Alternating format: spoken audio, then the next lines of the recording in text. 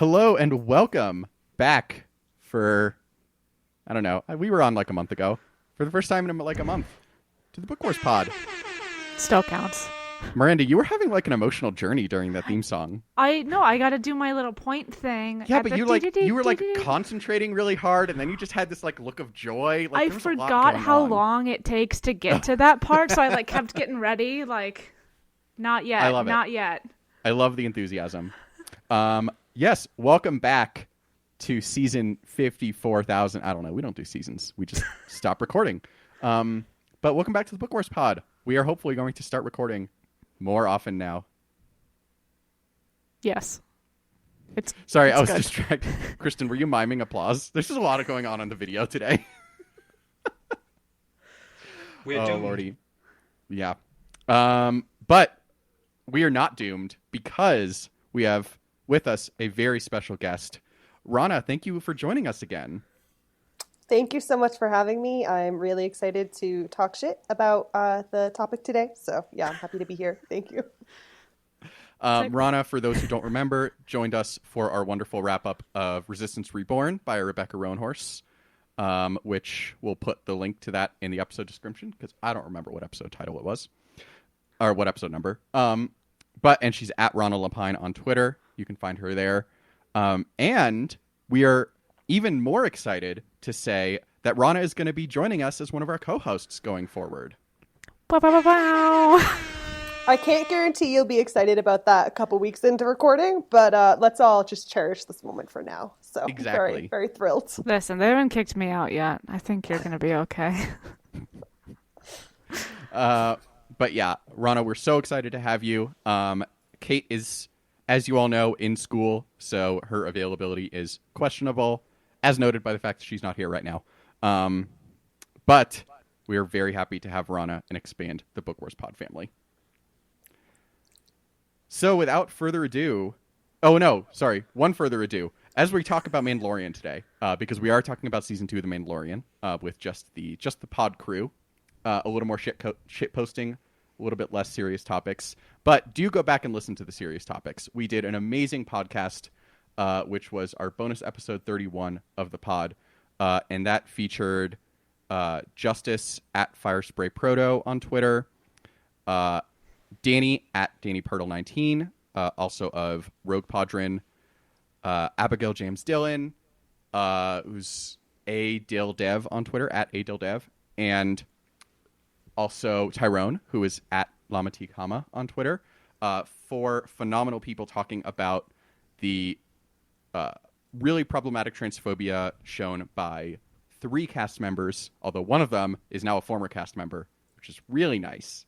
But Gina Carano, who is kicked to the curb, as well as Rosario Dawson and Bill Burr. So that was a really amazing episode on just around transphobia in the Star Wars fandom, transphobia on screen, and just in general a fantastic conversation. So definitely go listen to that before this one because it's more important. I think I blocked Bill Burr being on The Mandalorian, just like out of my brain hole. I mean, it's not the wrong choice. No, it's a great choice, but I was like, oh yeah, he was here for a minute. That was a choice. I didn't hate him as much this season, just on a purely character level. I forgot I that he was in wish- the first season too. Like, I wish I could have enjoyed him being on there, like, as someone whose heart is also made of Massachusetts garbage, but I could not, unfortunately, because actually I didn't know about everything that happened until after the episode, and then I was like, well, no more Boston accents in Star Wars, I guess. But yeah, you know. no, same. Yeah. He's someone whose transphobia has flown under the radar, although it's not surprising if you just look at him. Yeah. All right, so now to the shit posting. What is everyone drinking today? Rana, do you want to kick us off as our guest of honor? Sure. This is going to be kind of sappy. I'm just drinking mint tea, but I'm drinking it out of this mug that my friend gave me for season 1 of Mando. It's actually supposed to be Boba Fett, but he was like, there's no merch for Mando yet. And then he died of COVID-19. So he didn't see season 2, but he would have been like super excited, I think. And that's really sad. We can cut this out if we have to. But I just thought it would be a nice little thing to drink out of my little mug that he gave me. So No, that's I'm really lovely. excited. But anyways, That's lovely it's and just very sad, but I'm very glad that that sorry. brings back It's been a fun long memories. time now. But I thought, well, I'd better talk some shit. But no, I'm just drinking Celestial Seasonings peppermint tea. So not I that think I've exciting. got some of that in my drawers. It was on sale, and also it's local. Is it so caffeinated? It's true. there is a caffeinated one that is Okay. delicious, but I I'm drinking think the uncaffeinated because I it's think I have 7:30 at night. yeah, I think I have the caffeine-free one. But it's like I think buried this is. beneath like my spare sponges. So you're not a daily cup of tea person. No, so I'm just drinking water. Although I did have a really good beer earlier, before the pod, and I bought a 4-pack with the intention of drinking it on the pod, and then I was like, I'm kind of tired. It is, I forget the brewery. I can take a picture afterwards in case anyone wants to see it. But it is a blueberry muffin sour that, so there's a brewery in Portland that's like, that's their thing. That one's Great Notion. And so this is not them. And I was like, I wonder how this is going to be. And it was delightfully tart. So, would recommend. Maybe next time I'll have it. But, no, just the water. I should get more uncaffeinated tea. Because I should get sleepy time tea. That sounds fun. I love it. Kristen, what are you drinking? I'm drinking water. So healthy. Well, I was at the beach this weekend and I drank lots and lots of stuff. Respect. Yes. What are you drinking, Chris? I'm drinking scotch. I am drinking Compass Box Spice Tree scotch. It's really good. It's like, as you might guess from the name, it's like a little bit of spiciness to it. Not super smoky, but very smooth. Ooh. I realized like this week that like I like don't even drink that much anymore because I just don't go outside, and also like I have very little alcohol left in the house. Like looking back to like earlier episodes of the Book Wars pod, like before the pandemic started, it'd be like, oh, I'm drinking like a different bottle of hard liquor every week because like I have like 57, but like I have nothing, like, because now you can't like walk through the store and like window shop anymore, so like the fun is taken out of it. Yeah, you gotta get in and get out, but you can still like buy the alcohol to bring into your home and just have in your home for when you want to drink it. I know, like we have the capability. I know, I need to do that, and the giant place near me does pick up too, so I just really, it's just an excuse. Yeah, that's fair. I'll allow it. Awesome. And then, so before we dive in all the way, we just want to remind people that we are starting a new segment where for each kind of grouping of episodes that we do, we're going to be highlighting the work that a racial justice organization does and saying that if you would like to donate to them, you should definitely do so. For Mandalorian, we announced this a month or so ago on our last episode, but we definitely encourage people to give to the National Black Trans Advocacy Coalition, just a phenomenal group. Helping a really marginalized and I completely lost the word I was looking for, but a really marginalized community. And with that, shall we Star Wars? Which one is Star Wars? It's the one with the I don't know. I like had a joke and it was half formed, and then the second half didn't happen. We're off to a great start. We're doing great. We're in mid-season form. Sorry. We're All getting right. back into the hang of it.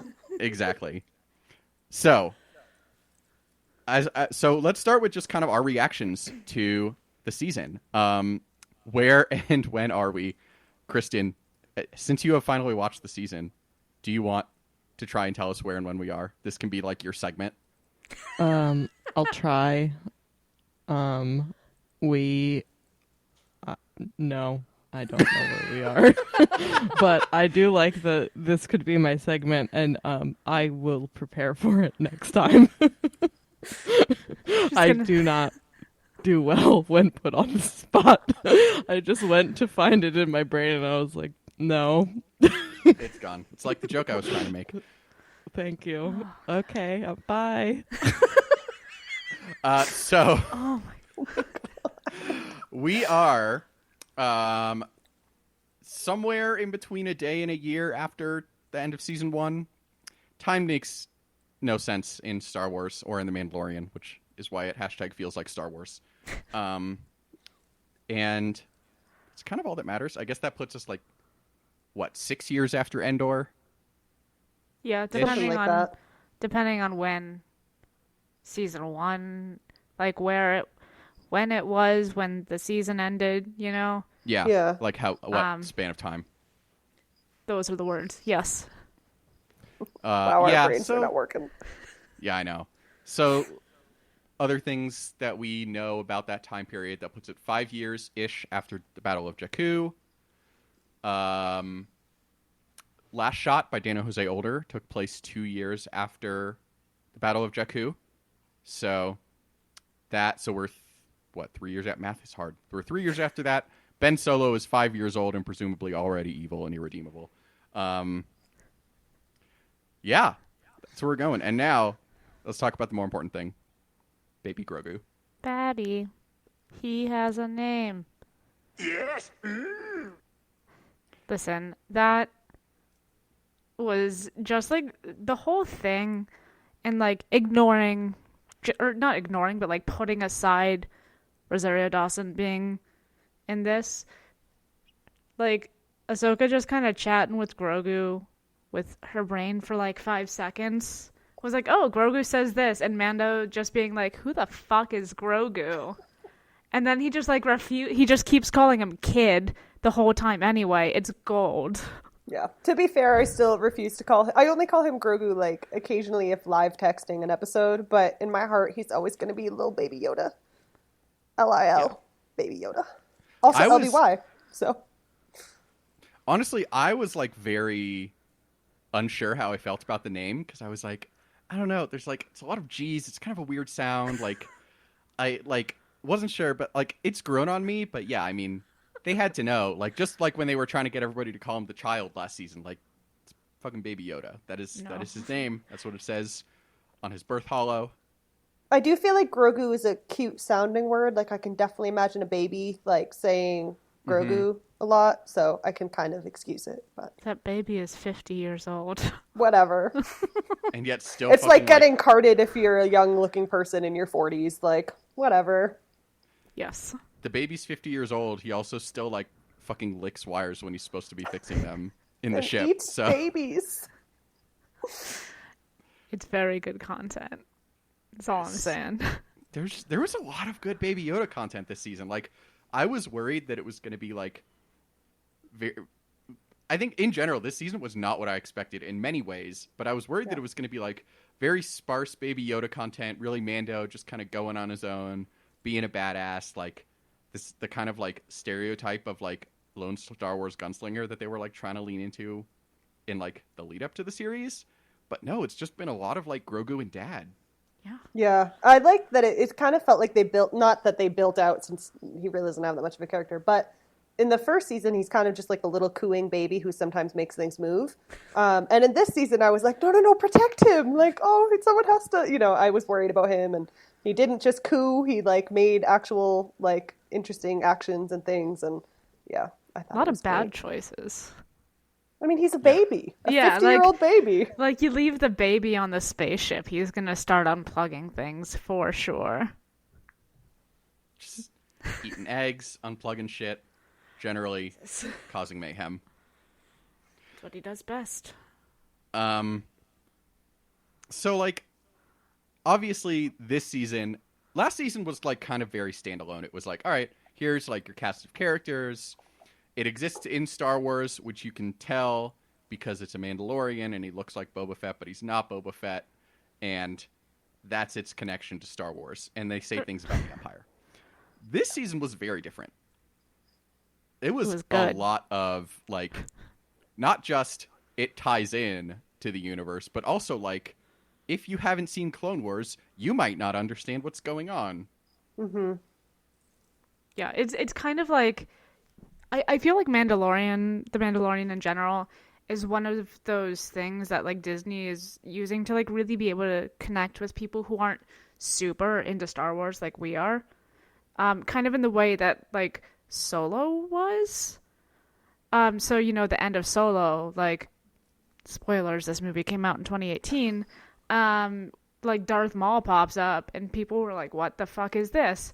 It's kind of the same, I think, idea. Like if you look at this, Ahsoka Tano comes up and she's asking about Thrawn, and if you're just like a casual Star Wars fan who does not watch children's cartoons, it's like you're not gonna know who the fuck this is, but like it is very good tie-in content. Like I think Sorry, go ahead. yeah, I was just gonna say I think I like screamed when she was like, "Where's Thrawn?" Sorry. That was great. Just I was dead just on, gonna say, dead like- on Rosario impression. I feel like it will push a new group of people to watch the Clone Wars, like and Rebels. And because I remember when those first came out, I was like, I thought I was too cool to watch them. I was like, I don't need to watch animated series. I'm a teenager. But then I watched a little bit of them. I watched Rebels. I couldn't get into Clone Wars. And then I heard about some of the things that were going to happen here, and there were a couple references, and I had watched a couple Clone Wars things. But season 2 of Mando pushed me to like rewatch the things that I had kind of skimmed a couple times and all these things. And I thought, oh wow, I've totally slept on the series for like years. So I think there are probably a lot of other viewers who were kind of feeling that same way, where they maybe before were a little hesitant to dive into that section of canon, and now it's like you have to, or else you don't know what the fuck is happening.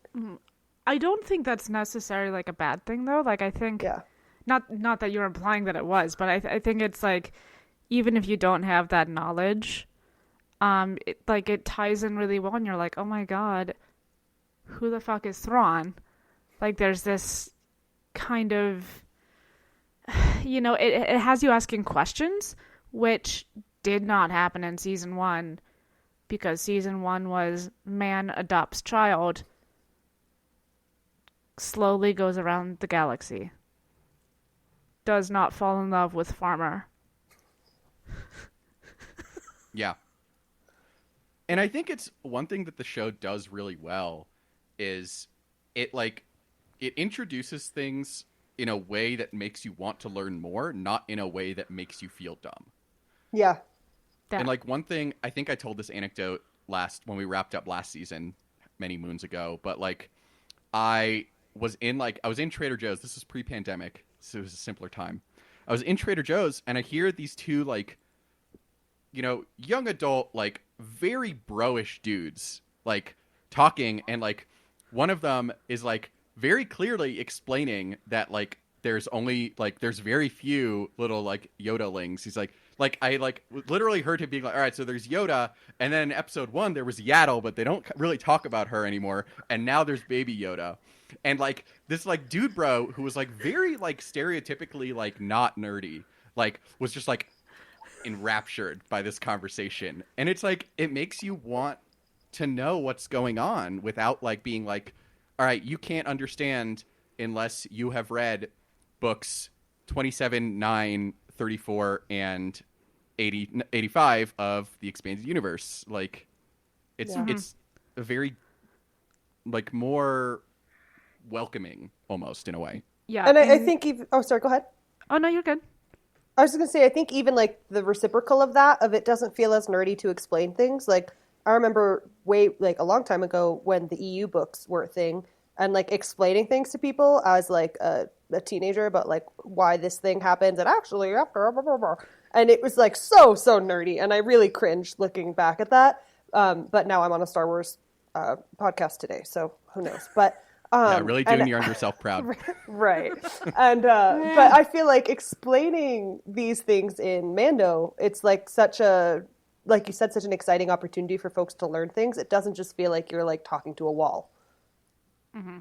And it like the things that they add in, the tie-ins to books, the tie-ins to the other shows, to Rebels, to the Clone Wars, in addition to like not being exclusionary, again, it's just like kind of woven in a way that's like really enriching if you know about it, but like you don't need to know about it to understand what's happening. It's just a fun like, oh, I read that book once. That thing happened. Yeah. Like, you know what's going on. Yeah. I remember talking to a couple people, one of whom is like super into Star Wars, and the other one is like has seen the movies, but is like kind of, as we were saying, has not watched Clone Wars, has not watched Rebels, and so as such doesn't have any idea who Ahsoka is, and all of the emotional baggage therein that Filoni has now inflicted us with over the years. And so I asked, like, what did you think? Like, what did you think of the episode? Because it's like, I feel like if there's an episode that is going to like alienate #casual fans, it's the Ahsoka episode, because you've got Ahsoka, you've got Thrawn, you've got all that.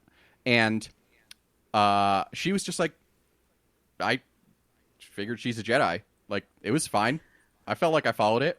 I'm like, all right, great. That's really all you need. If that's all you know, that's all you need to know. There's And more. then you but saved you don't need yourself to know with emotional baggage. Yeah. You really did.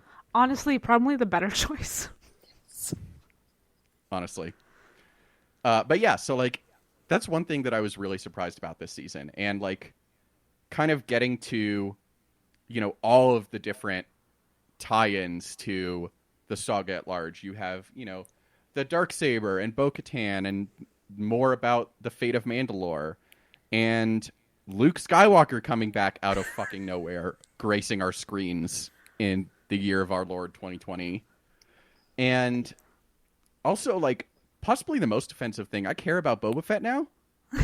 Surprise. It's like, I Plot don't twist. Ooh, sorry. Did not I- have that on my 2020 bingo card, to be No. sure. Like, not like I only cared about Boba Fett because he was in Attack of the Clones and was loosely associated with Zam, who I was gay for as a kid. But now it's like, oh, you're gonna give him like this actual story and like make me want to root for him? That seems fake. I always wanted to like Boba Fett more because my dad was like a huge bro about Boba Fett. And he was always like, "Oh my god, blah blah blah." He'd buy me like the action figure, not the real ones, but the Walmart ones. And because in Attack of the Clones, because it was Tamura Morrison and I can't remember, the Daniel Logan, I think, and because they're both Maori actors, I remember him placing like this huge focus on like, oh, they're not native, but they're like an indigenous dad, and he got killed, and what the fuck? Like, he was so mad, and I just couldn't get into Boba Fett. I couldn't do it. I was like, whatever, it doesn't matter. But now it was so exciting, and I think it was more important too that it wasn't just Boba Fett of the armor. It was like Tamura Morrison as Boba Fett, as an interesting character, and not just this like cool little piece of like action figure that you can project any other story onto, if that makes sense. Yeah, Absolutely. It's not Disney writing off of, hey, this looks cool. It's like, here's a character with a complicated story and who now has like a fun, partner in crime who, surprise, not dead. Honestly, thank God. Fennec Shand, amazing. Ming-Na Wen, amazing. Ming-Na should be in everything. Just have her play every character. I'm fine with it. Yeah. I want to know at what point they decided Ming-Na was going to be not dead, because it definitely sounded like, I read an interview with her after she was brought back this season, and it sounded like she didn't think she was coming back either. Which is weird because, and I think we talked about this when we talked about season 1, she was kind of hyped up, leading up to the series as like, we got Ming-Na Wen, like she's a big name, here. And then she was like kind of in an episode and then like, quote unquote died at the end. Do you think her saying she wasn't going to be in it anymore was like Ewan McGregor saying he wasn't going to do an Obi-Wan show, or he wanted to, but it wasn't in the cards? Like, do you think it's that type of, oh, we know this thing's going to happen, but we just have to sort of let it be a surprise? Yeah, maybe possibly. Because I also know that, like, they were already filming season 2 while season 1 was airing last year. So it's not like, as much as I would love for it to be like, and then the internet cried out in one voice, we need Ming-Na to come back. Like, I don't know that the timeline works for that. But yeah, like, I think you're probably right. Yeah. I will say, I'll just add a little fun thing in there. this franchise is not super well known recently for things running smoothly and like everyone knowing what's going on. It's not my fault. So if like she didn't think she, and like obviously with this timeline it doesn't work, but like if she didn't think she was coming back as a character because she got shot at the end of her episode, like I think that would be genuine, or there's a possibility that it would be, because nobody at Lucasfilm bothered to call her up and be like, hey, so we're gonna record the new season soon, would you like to come play with us? And like that would be very Star Wars. Like, you don't even know you're in this TV show because nobody bothered to tell you. Yeah, you don't worry about your contract. Called. Yeah. You just literally you just show up to a soundstage, you do what they tell you, and then later you find out it's a whole TV show. Very Star Wars. Yeah. It would be on brand. It would. But then also, now that we've had our Fennec Shand aside, to get back to Boba Fett, yeah, the way he was portrayed in that episode, which was also notably directed by Robert Rodriguez, and I think that is also a critical part of it, that white people were not involved in this episode. Except obviously Favreau wrote it, but like it was huge for making me care about him. Like, it made him seem more human instead of just this like kind of pinnacle of badassery that the fandom has kind of built him up to be for his role of falling into a desert butthole and dying. Like it, like his fighting style. He talked. I don't know if any of you all watched the like behind the scenes Disney Gallery, The Mandalorian, the terribly titled behind-the-scenes show that's on Disney+. But Tamira Morrison talked about how he had input on the costume and like his carrying that like modified gaffy stick that we see with the Tusken Raiders with, but then also we see like he added some additions to it because he is trained in stick fighting. He added elements of the Maori haka to his like fighting style, and he talked about how much it meant to him to be able to bring all of this to the character, and like you could see that coming out on screen.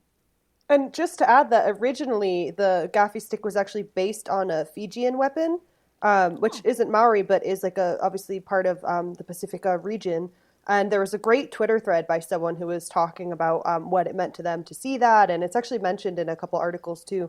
And so I don't know how that ties into the fighting style, but the weapon itself was originally, taken from that. And I think it's a great example of when we talk about like having representation behind the camera, and as well as not just like, oh, this was inspired by XYZ thing. So to get to see that root then applied to the actual character and used in that way, 45 years later is super exciting. That's awesome. I had no idea that it was originally based on a Fijian weapon. That's incredible. That really is just full circle, probably in a way that Favreau and Filoni didn't even intend, but it's amazing. Yeah, it was not on purpose, but we made it out with it, so that's what matters here. Yeah. No, it's not. It matters that they didn't, Well, yeah. But yeah, and so all of a sudden we get to the end of the season, and you see Boba in a post-credit scene just shooting motherfuckers all over the place. And then like with the teaser that he's getting his own show, and I just like had this moment where I was like, oh my God, I'm so excited. And then like kind of like seeing it happen inside my own brain, being like, what? Why are you're excited? You're excited about Boba Fett getting his own TV show. This is weird. This is very weird. Yeah, and I think I like wasn't super excited. I was kind of neutral on it. Because I think it had been like, I'd seen a spoiler about it or something. So it wasn't like the big reveal that, he was getting his own show. But I think if they do the show the way they did his stuff, story, all that show stuff, that makes sense. In this season, like if they kind of carry that and like carry having his input into that, then I think I could get really excited about it. Yeah, I know that Robert Rodriguez is heavily involved, so my fingers are crossed. He's supposed to direct it, isn't he? I think I can't remember if he's like show running it or specifically directing it or what his role is, but I know that he was like a major part of the like press release, whatever. Yeah, super exciting. At least to me. Maybe not. Maybe that means I'm secretly a bro and I didn't know it, but I'm excited. Surprise. Honestly, that's like my love for Boba Fett this season has made me be like, but am I one of those people who loves Boba Fett? So I'm with you.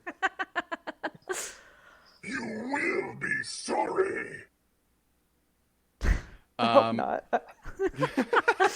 So yeah, I mean, that could be like a regular situation, or it could be a call is coming from inside the house situation. There's no way of knowing. Yeah.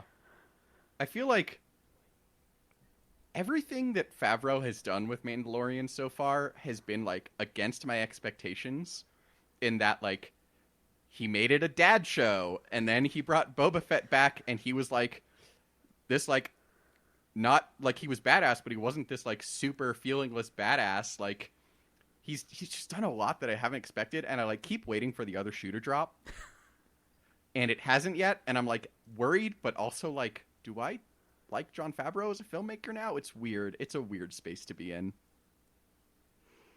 Wild times. I know. I try to not think too hard about that so that I don't have to have that kind of sitting in the back of my brain at all times. Like how, how is this going to get fucked up? Mm-hmm. So. I have a bad feeling about this. And then just to talk about a couple of the other ways that this ties into the universe before we kind of jump to what do we want to see going forward. Obviously, we talked about Fennec Shand. We now know that we're going to see her voiced by Ming-Na in The Bad Batch when that premieres theoretically soon. They've been saying spring. I was don't thinking, know. for some reason, I was thinking spring 2021 was next year, but that's in like 3 weeks, so. That's now. So we'll see if that happens. Also, like, a moment for the fact that the Star Wars books are also, as a book pod, I felt like personal kinship to the first episode of the season, because Cobb Vanth, who got all of like 10 pages of like print in the Aftermath trilogy, which came out many years ago at this point, 6-ish years ago probably, out of nowhere is now a character in the Favreau-verse, like in the Mandalorian universe, out of nowhere. I don't like the Favronis. That it sounds like a I was shitty just pizza. It does. It's a Favroni, yeah. It's like some terrible like Jersey fucking like shore town fake Italian Or restaurant. it could just definitely be doing fava their beans local and pepperoni on a pizza, which is not an appealing Oh god, combination. that's also very bad. Or it could be both. You get the fava bean and pepperoni pizza like 30 minutes off the turnpike. Like it's not good. Served with like a warm wine that's mostly sugar. Yes. It's the house red. It's a While Capri that Sun Samore with some plays loudly in the vodka. background on the PA. Yeah. Kristen's just dying in here in the background. It's fine. We're killing our fake Italian American from New Jersey. Oh my god. But yeah, like it's wild to see that like the work actually went into this show to be like, this is what happened to Boba Fett's armor, and like we need to therefore like deal with it because that's a thing that happened in canon. And that was like, when I first saw rumors that Boba Fett was coming back, I'm going to be like, cool, can't wait for Aftermath to just not be canon anymore, because I was like, you know, I'm a nerd for the whole interconnected universe thing, and I was very annoyed. Yeah, like Cobb Vanth is such an inconsequential character in the books. And like granted, do I remember anything that happened in the Aftermath trilogy? I think at some point they were in a jungle, forest kind of place, and then the third book was like everybody walking in the desert, aka The Mandalorian season 1. But like, you know, I saw like, oh, Cobb Vanth, and I had to text Kate and Chris and be like, should I know this person? I felt like well, I guess that's an example of it, but this is something we'll talk about later, I think, in the pod, but I felt like intertwining these stories and then building on them and building on some of like the plot holes or questions people have always been like, well, what the fuck about this? Kind of moved it in my head from not being fan service to being like an actual just intricacy of canon. I feel like I totally value that a lot of people were like, this is fan service, why are we doing these things? But I also felt like, well, it's nice to like build on things that have already happened. Like, I think that was some of the things that we also often as a fan base complained about with the sequel trilogy, was not building on things that already were established. So I think getting to see that interwoven in this way and then taken to the next level made me feel like in episode 1, when we see Boba Fett in the desert, I was like, all right, that's all we're going to get. That's fan service. But then when there was actual, exposition of character, and that's true for, I think, all of these things, it made me feel a little more like, oh, okay, actually, this is interesting. This is something I want to see more about for all of these instances. Yeah, 1 unit of effort was put into it to make it like something real instead of like, hey, Boba Fett's or like back. the fact that the Bo-Katan storyline went for more than just one episode. I thought it was just going to be that one episode, and then that was that. And then I was like, oh my god, we get Darksaber, we get all these things? Like, what? So, yeah. We had a whole episode of Ahsoka, whereas I assumed that she would be like 5 minutes at the end of the season finale or something. Like, I figured she would be in the Luke role. Yeah, that's what I thought. Yeah, I thought it was going to end with them finally, like, oh, we finally reached her. Yeah. And so then, last reaction thing. How did y'all feel about the Luke cameo? Jedi scum. My thing about this is not so much related to Luke Skywalker as a character. There's a baby Jedi. He came to get him. Grogu's gonna get real fucking dead. How dare you? Take that Kylo back. Ren's gonna kill that. He's gonna kill him. He kills I think everybody. He has to graduate before that happens, right? Because he's already 50. He's a 50-year-old baby. Like, Puberty 10 goes years quickly, before Miranda, for baby Yodas. It's infancy for 50 years, and then 5 years for the rest. Yep. Yeah, and then you get like the next 800 Right, to kind just of chill out. Do war crimes. But my thing is more, and I think I've probably complained about this in the past, or at least mentioned it, with it. It's just like, we have the technology. It's much better than it was like 20 years ago. But why the fuck do we keep CGIing entire Sebastian people? Stan, it was right there. Like, have you seen the side-by-side? Of No. like Mark Hamill when he was young and then Sebastian Stan with the clean face. It's remarkable. Maybe that's just me thinking that all like Midwestern looking white people look similar, but I'm just kidding. You can cut that out if it's inappropriate. But No, not at all. they They really do. they look remarkably similar. And now I can't see him in other things without thinking, oh, it kind of looks like Mark Hamill. That was how I felt That's about the apparently Falcon and the what- Winter Soldier trailer that came out Yep. during the Super Bowl or whatever.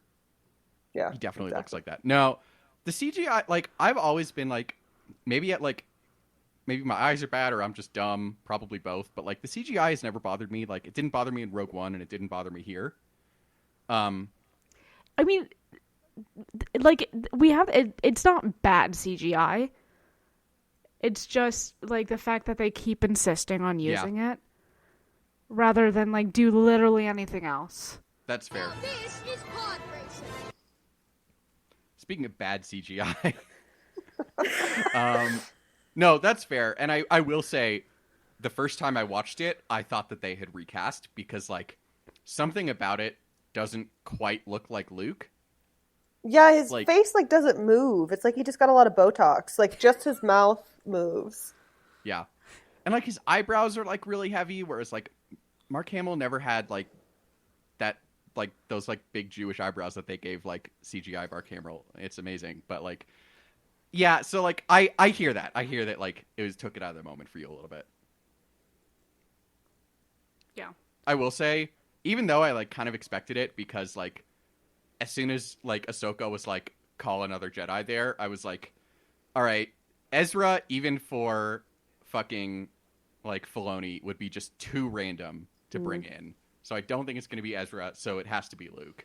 So like I expected it, but I also definitely still like grabbed Kate's arm and like held on really tight as soon as the X-Wing popped out of hyperspace. Like, Yeah. I thought I thought it was probably going to end up being Luke, but I didn't think that it would be like that we would see him. I thought it'd just be like an allusion to that idea. But then, and I swear I muted so many words on Twitter because the episode drops at like 3 a.m. and I knew I had to get through the day, and then that evening I was going to watch it, and I muted every possible word I could think of, but I did not mute Luke because I didn't think to mute Luke. And then I saw that shit and I was like, it's fine. It's fine. Also, Luke Skywalker was trending on Twitter within, like, so the episode, I think it comes out at, like, 1 a.m., and me and Kate are night owls, so, like, if there's, like, a big episode of something, like, we stayed up to watch it that night, and so, like, I don't know, however long it was, maybe, say it was 45 minutes, so, like, it ends at 1:45. By, like, 1:50, Luke Skywalker was trending on Twitter, so it was hard to avoid. Well, you would think that, like, after the fiasco of trying to not consume leaks for season 8 of Game of Thrones, they would just not open social media when something comes out, but apparently I'm too addicted, so it's a problem. Oh, Game of Thrones. Yeah, let's not even remember that. It's fine. I didn't realize that it was Luke, like, about to come onto the ship until he revealed himself. Like, I don't remember what I was thinking, but I was like, oh, someone has an X-Wing. That's fun. And, like, somebody just kind of came in with a hood up, and I was like, who's this guy? It was a very, like, Return of the Jedi, Jabba's Palace, Force choke people type of Luke. So I can see why, if you're not thinking of that, why you'd be like, what? What's happening? Yeah. Or also his dad going into the Jedi temple to kill a bunch of babies. Yeah. No, Hood up. it was very, Looks I, ominous. like, had, like, moments of progression where I was like, oh my god, it's an X-Wing. Oh my god, I think I saw R2 Yeah. in, like, the little security feed of the X-Wing for, like, half a second. Oh my god, his lightsaber's green!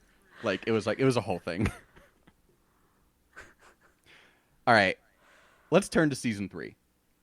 What do you all want Season 3? What do you want to Season 3? Jesus. What do you want to see from Season 3? I think I want to see them continuing to have plot in the episodes and as a season overall.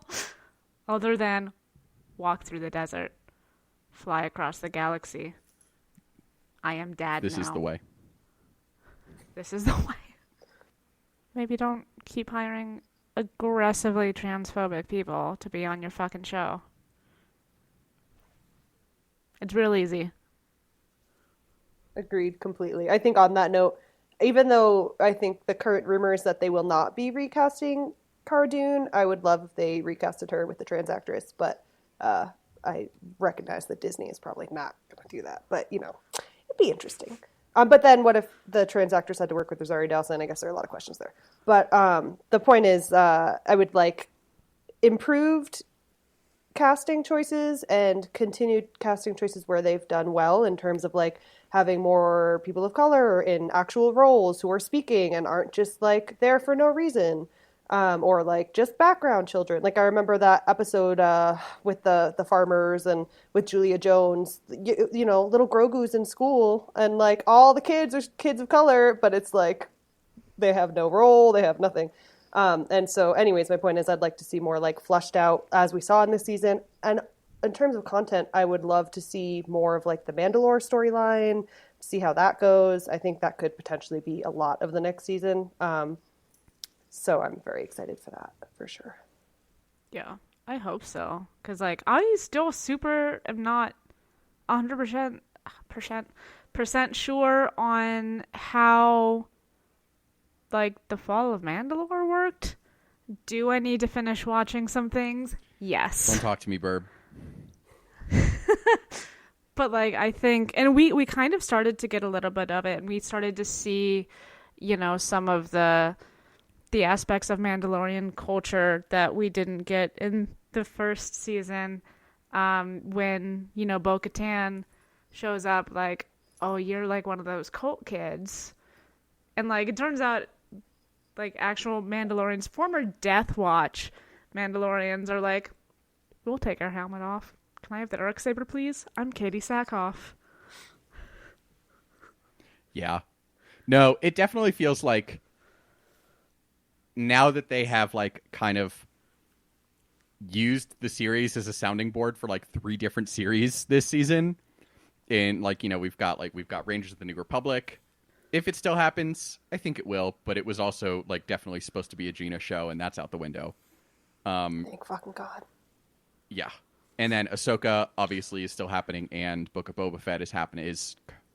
either currently filming or done filming.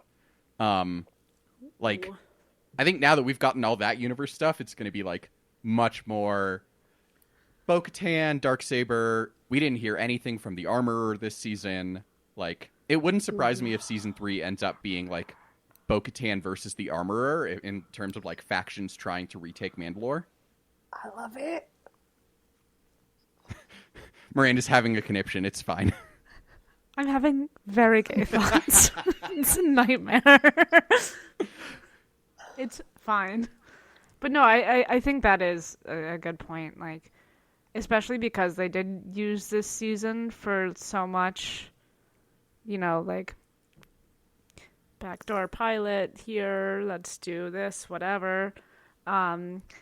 Here's Luke Skywalker. Now it's like, okay, let's go back to the story about this guy's a Mandalorian, and we don't really know what that means for him as opposed to for other Mandalorians. So, is it the way? Who's to say?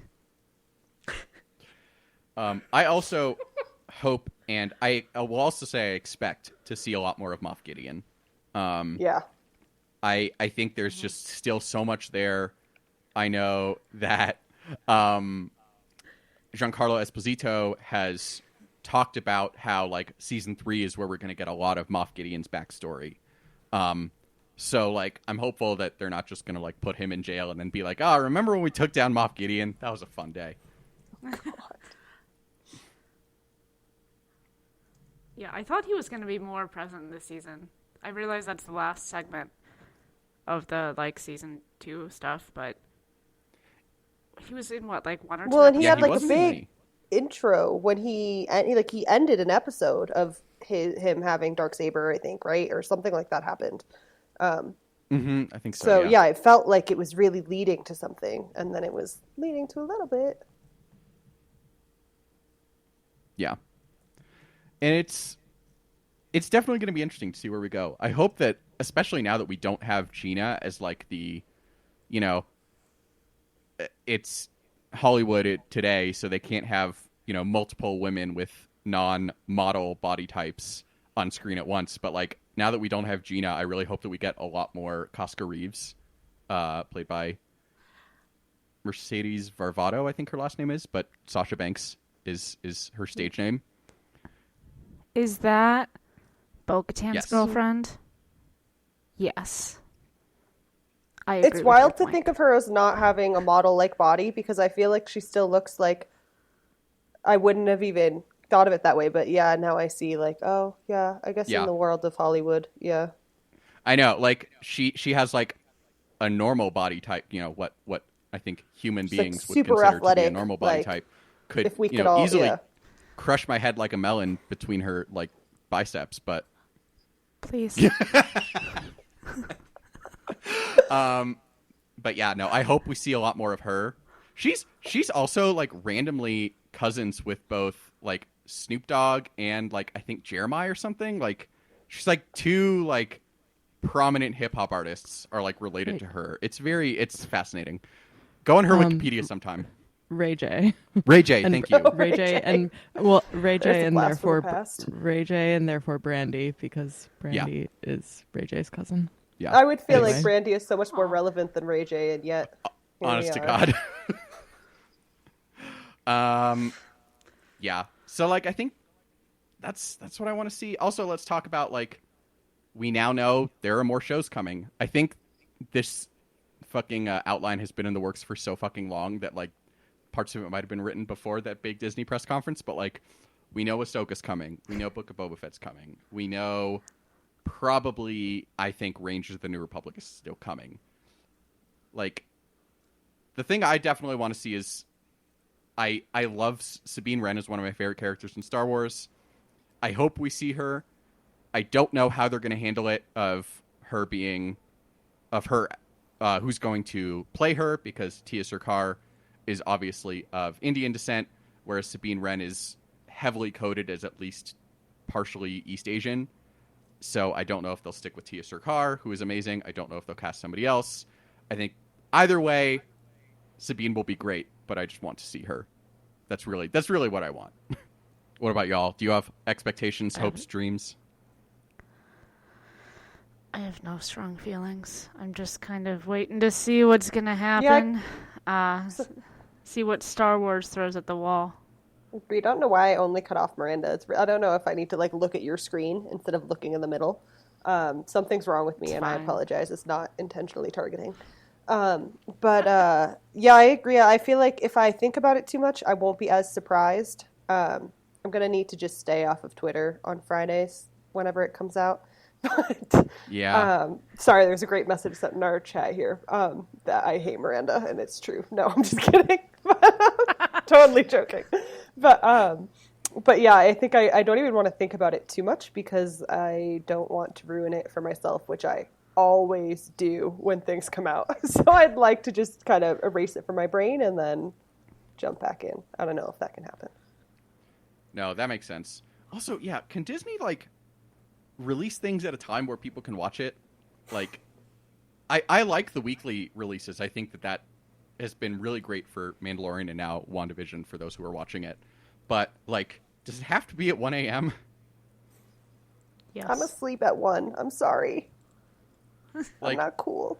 keep it on Friday, but do it at even do it at noon. Like, I'll take a lunch break. I'll make that work. But like, do something. Yeah. Yeah, I feel like that's just something that we've kind of just settled into as like part of our society.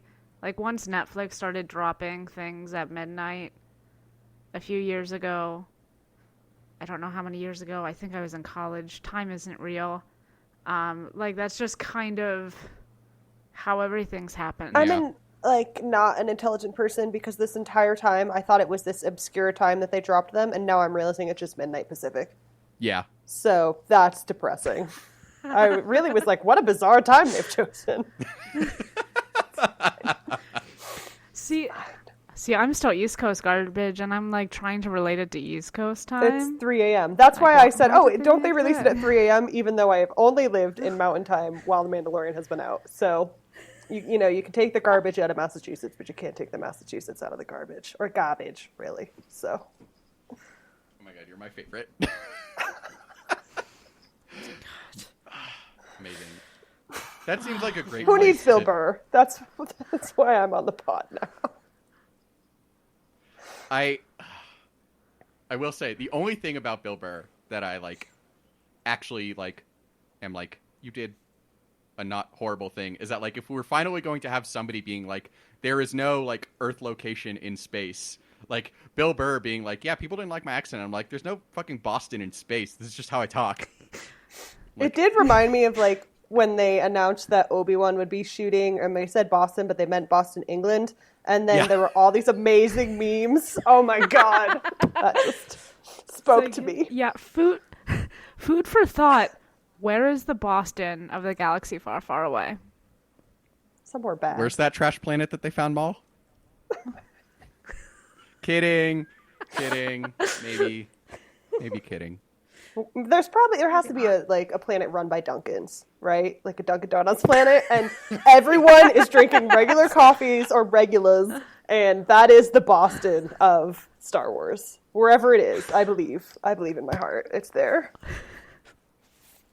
Absolutely. Duncan Tuween. All right. So we have to wrap up some questions from our lovely Patreon subscribers. Starting off from Diana, aside from the casting, do you think that there are ways to introduce animated characters like Ahsoka that aren't so visually terrible and inconsistent? So obviously, like Ahsoka, we didn't talk about this. Ahsoka's like headpiece did not look good. Which is weird because in season 1, when what's her name? My brain is failing me, but that English actress, whatever.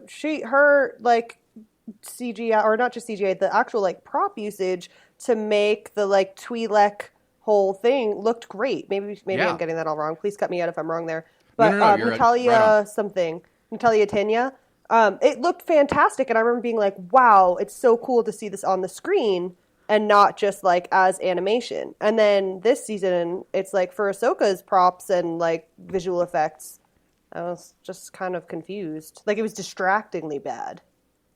Yeah. Yeah, and the one thing I'll say about this that, like, please don't take this from me, like, being very pro Disney and Lucasfilm, but, like, we've been doing Twilight since the 80s. Yeah. You know, it's something that has kind of been down. They had, like, there generally aren't a ton of, like, non-human characters in, like, live-action media in Star Wars, and, like, I don't think we've seen a Togruta except for animated. And, like, yeah, they could have done a much better job. Like, for sure. But, you know, this is their first time. They didn't do a good job. I will say, Burb, in your favorite Star Wars movie, Attack of the Clones, there is Shakti, but...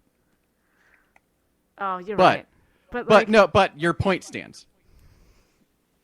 Brana, I don't know that you said Twi'lek wrong. I said I've heard Twi'lek both. accidentally, but I've heard both though. I don't think there's a way. Okay. When I read it, I read Twi'lek, but then I don't know why I said Twi'lek. But it doesn't matter. It's all good because you know what? This is not a real fucking thing. So It's true, exactly. it's all fake in space. But yeah, honestly, like for me, I know a lot of people had issues with like the fact that her montrals were really short. The head tails were really short. That didn't bother me as much. I think just because I expect a certain amount of differentiation in style between different animation series and between animation and live action. What bothered me is that the quality just looked really fucking poor. Like I could see the cracks in the shitty foam of her headpiece while she was on camera. Like at least fix that shit in post. It was just like I have seen, and I know a lot of people have brought this up, but I've seen better use of like foam and just general headpieces from cosplayers many, many times. It was just very weird. maybe all the money went to her salary because she was such a big name, and they were like, "Well, whatever, we're not Weta Works." Yeah, Disney, noted very not big company in the world. They've got no money. I know, right? Please donate to our GoFundMe. We'd We would like like to give our make you a staff Star medical Wars. care.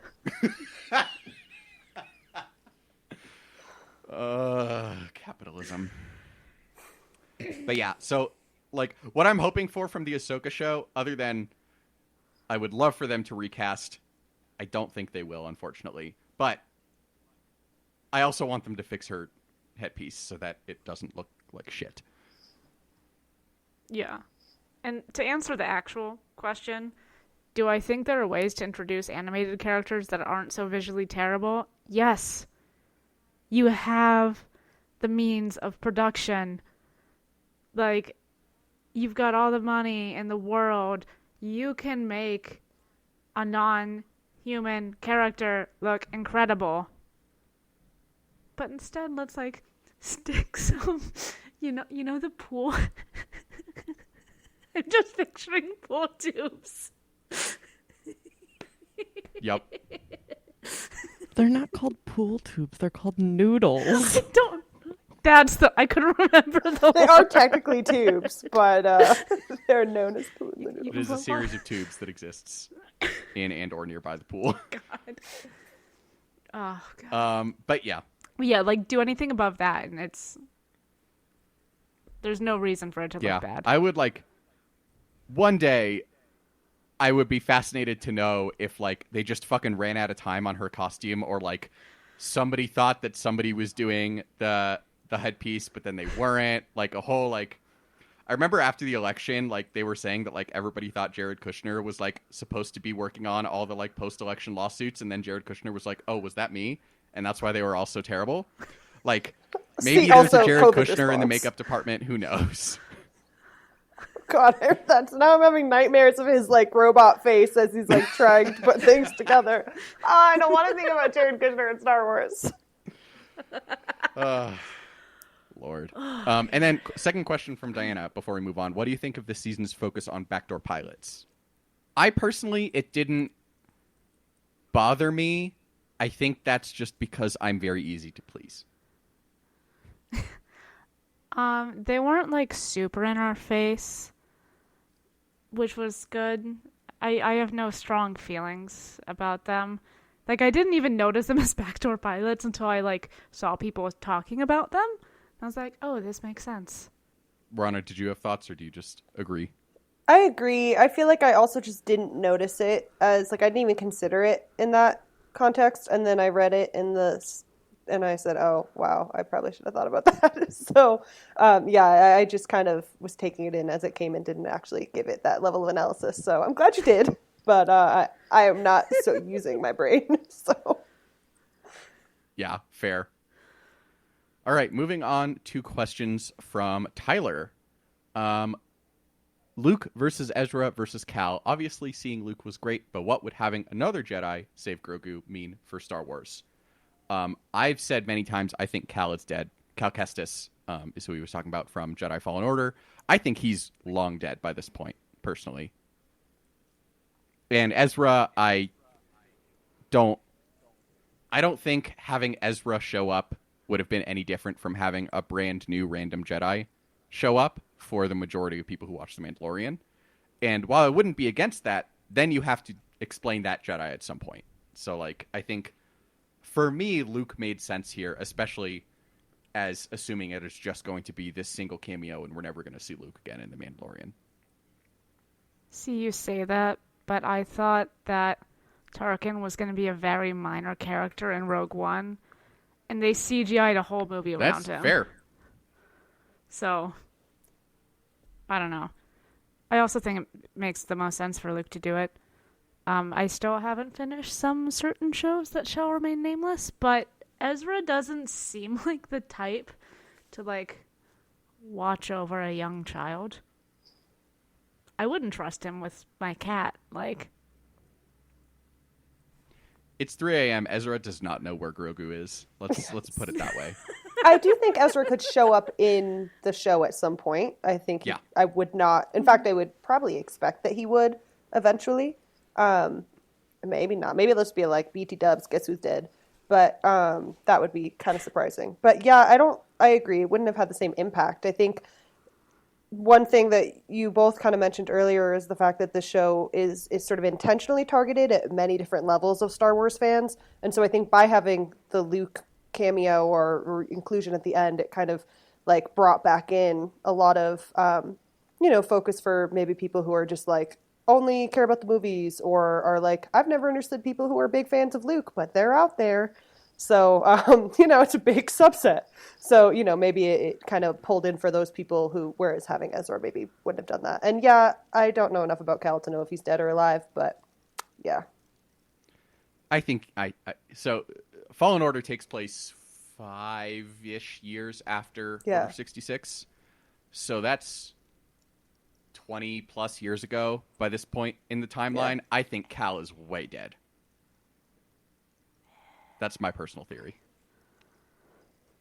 But yeah, I agree. I agree with everything that y'all said. Tyler also wants to know our thoughts on some plot holes that he saw in the plot. Boba waiting to confront Mando until he reached Tython. If he had Slave One, his ship, the whole time, why was he on Tatooine so long? Why didn't he just get the armor from Cobb Vanth himself? Basically, do you think there are in-universe explanations for this stuff? Or do you think it is more of the story moving at the speed of the plot and this being the story that they wanted to tell? I gave those things zero thought when I watched them.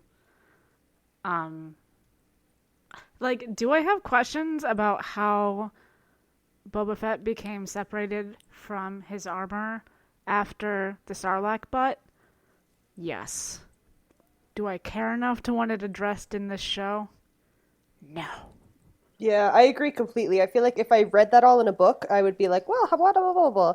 But when I see it in the show, I just assume that there's not time for those sorts of questions to be answered. But it's also possible that, they said, basic storylining of this is what's going to happen and the other details don't matter. But yeah, I don't think I really cared in the show, but I'm sure if I read it in a book, I'd be like, no, wait a second.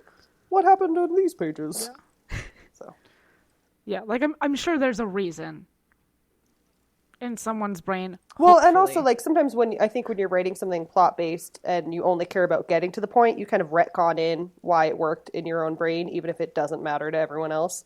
So Yeah. I'm sure they would like have an excuse if you asked them on a panel, but I don't know that they actually cared when they were, writing it. They're probably more excited about getting to whatever they wanted to show next.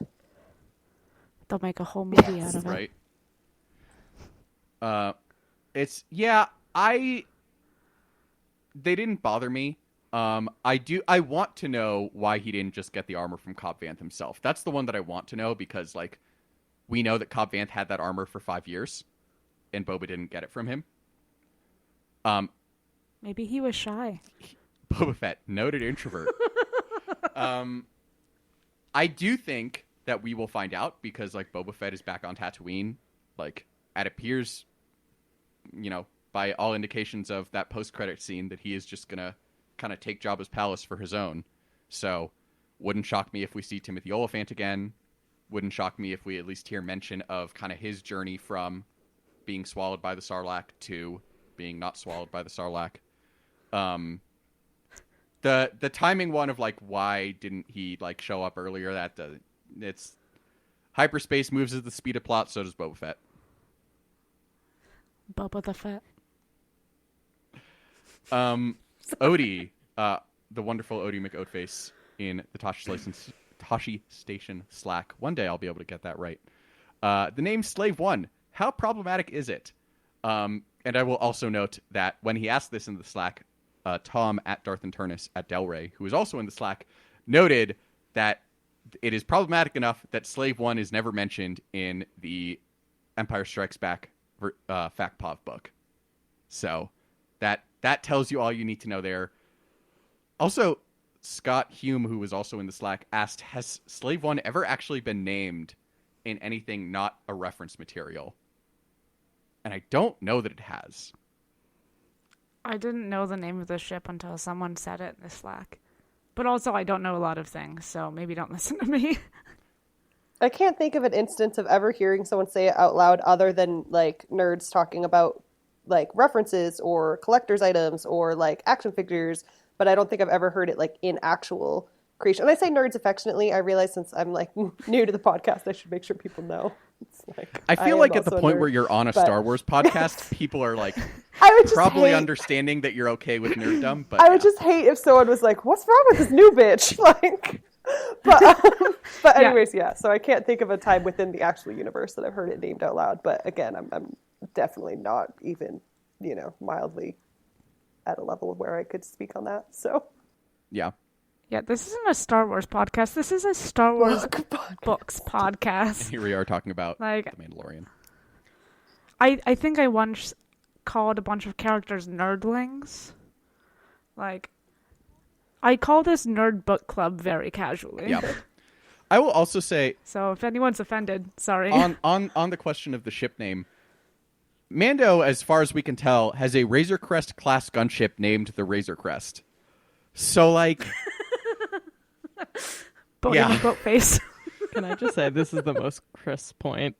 It bothers me He's so so much, mad. Kristen. I know it bothers me does. so much. There's I mean, a he reason why I also- was like, "What's that ship called?" And Chris is like, "It's the Butthole 5000. It was made on blah blah blah." Okay, sorry, bye.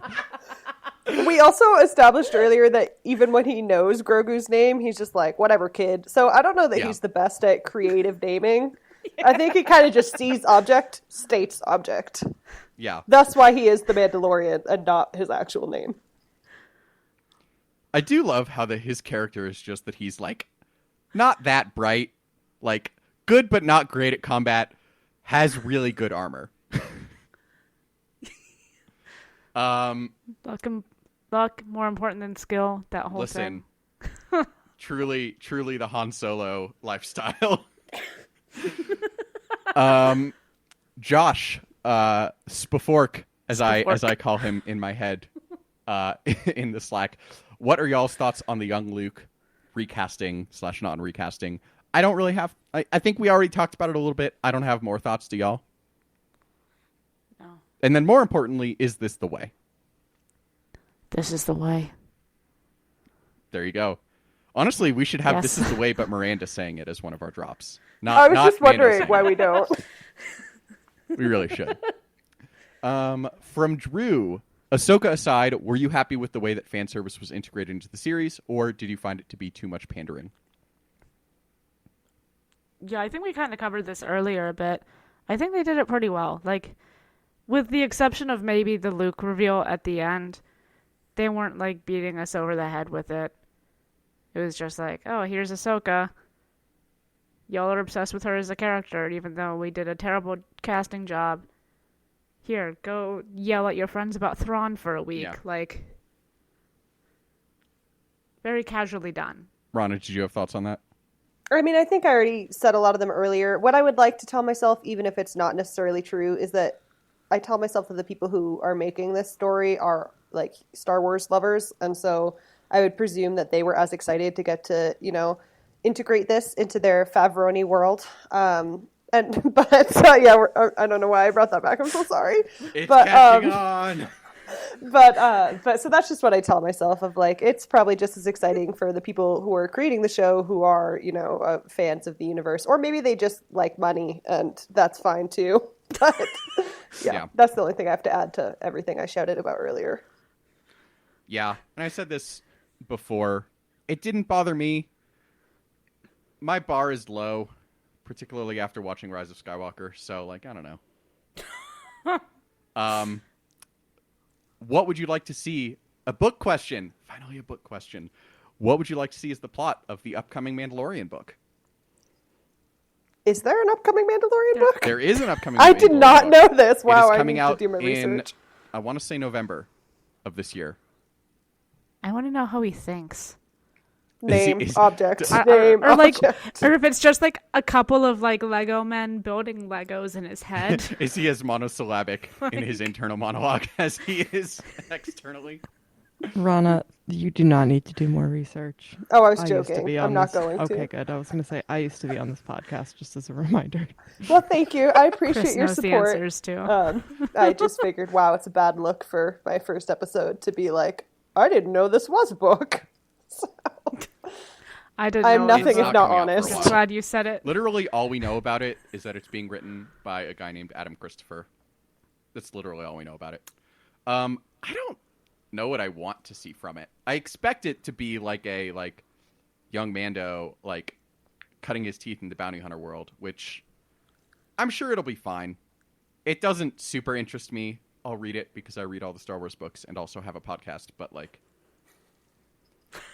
I don't know. Like, Mandalorian is kind of like, and I've said this on previous episodes and on Twitter, but I never know what I want from Mandalorian, and I always have very low expectations, and it always makes me happy unexpectedly.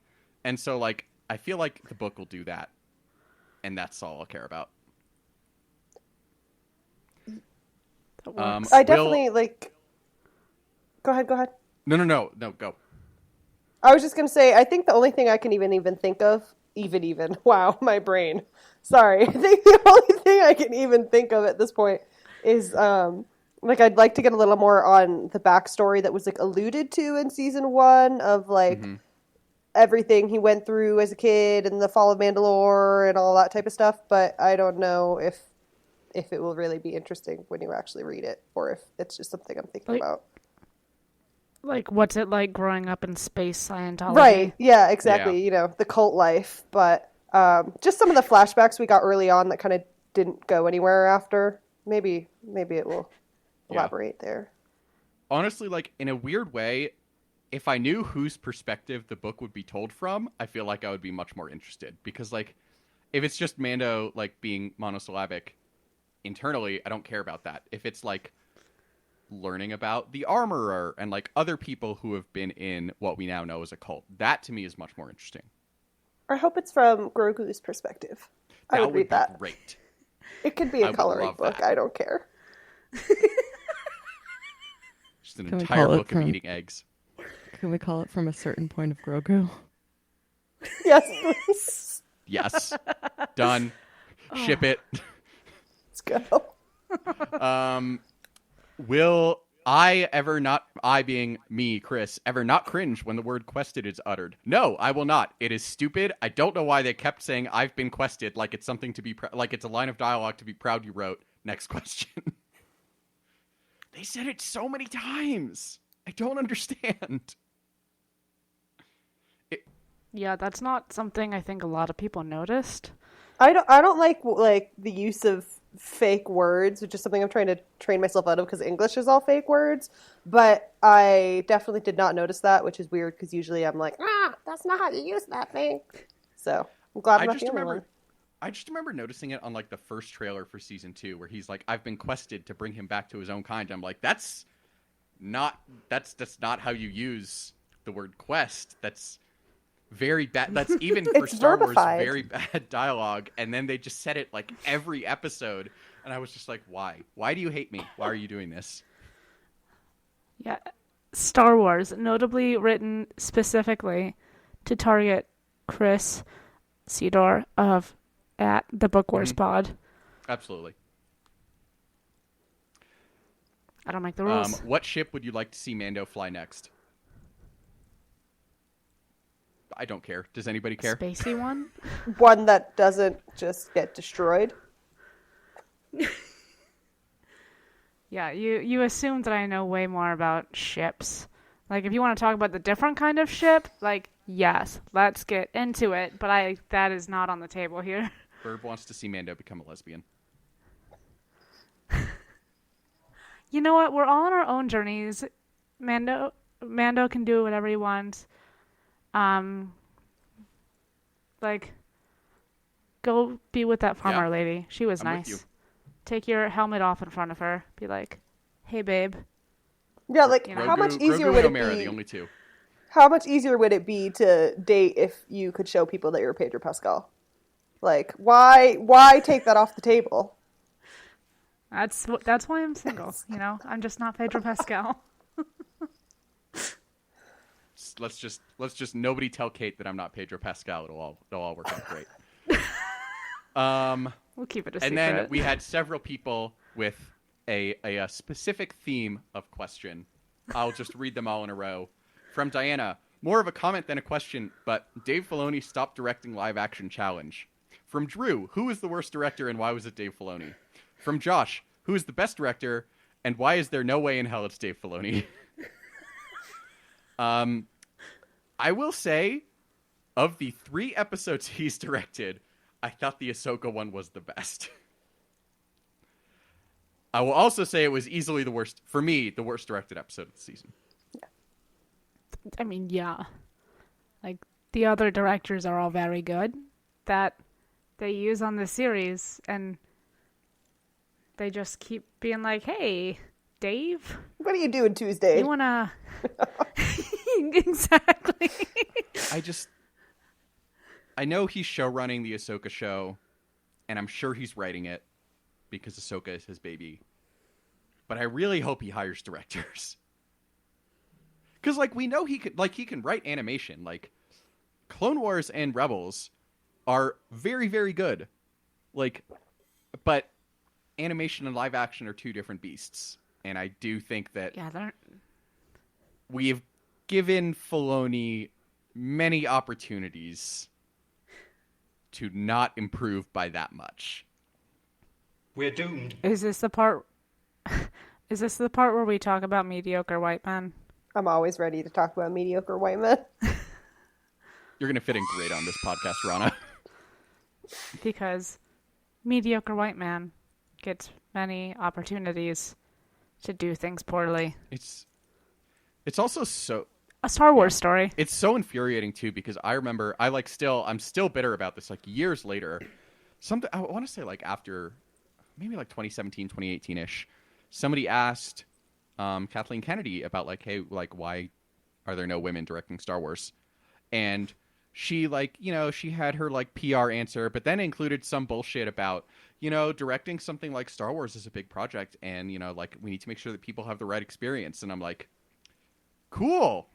What's that experience, Kathleen? I'm ready to fight. I hate her. I don't hate her the way that, like, the Dude Bro fandom hates her, but I don't like her. You mean you have like rational reasons for? Yeah. It's brutal because everybody's like, fire Kathleen Kennedy, and I'm like, I agree with you, but not for the reasons you want. All right. Well, does anybody have any final thoughts on season 2 of The Mandalorian? Katie Sackhoff played Bo-Katan. I didn't realize this until I was reading up on it. She also voiced Bo-Katan in the Clone Wars, and Bo-Katan in the Clone Wars looks like if Katie Sackhoff had red hair. Local girl, Beaverton girl. Shout out to Oregon. Space Queen. That's a perfect place to leave it. Thank you all for listening to this bonus episode of The Mandalorian, or bonus episode of the Book Wars Pod. Oh, we really got upgraded. Yeah. Those Disney checks just about to get a whole lot bigger. Everybody, join us next episode. We are going to be coming back. We're very excited. The fact that we have a new co-host is going to make us record. It's going to be great. Our next book is Shadowfall by Alexander Freed, the second book in the Alphabet Squadron trilogy. We're going to be reading the start of the book through chapter 6. Read it while you continue to stay the fuck inside and don't go on a vacation to Hawaii in the middle of a pandemic. Or Mexico. Or your engine will explode all over Broomfield, Colorado. Yo, that shit was wild. Anyway, you can find us in the meantime on Twitter or Instagram at BookWarsPod. Email us, bookwarspod@gmail.com, and on the Tashi Station Radio Patreon Slack. If you have the means, first of all, if you can donate anything, please donate to social justice organizations such as the National Black Trans Advocacy Coalition, or if you have any local groups that are doing great work. That's the first thing you should do with your spare cash if you have any. But if you want to support us, you can donate to the Tosh Station Radio Patreon, which helps us cover our hosting and production costs. You can also give us coffee at ko-fi.com/bookwarspod, where when you do, we will post even more pictures of Cerberus, Orca, Jasper, Tony, and new official pupper of the pod, Argos. We're very excited. So yeah, donate. Give us coffee if you want to meet Argos virtually, not in person. That'd be weird. It's a pandemic.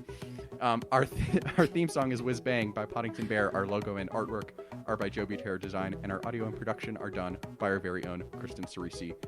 For Miranda, Rana, Kristen, and Kate, I am Chris. Thank you so much for listening to this episode of the Book Wars Pod, and we'll talk to you next week.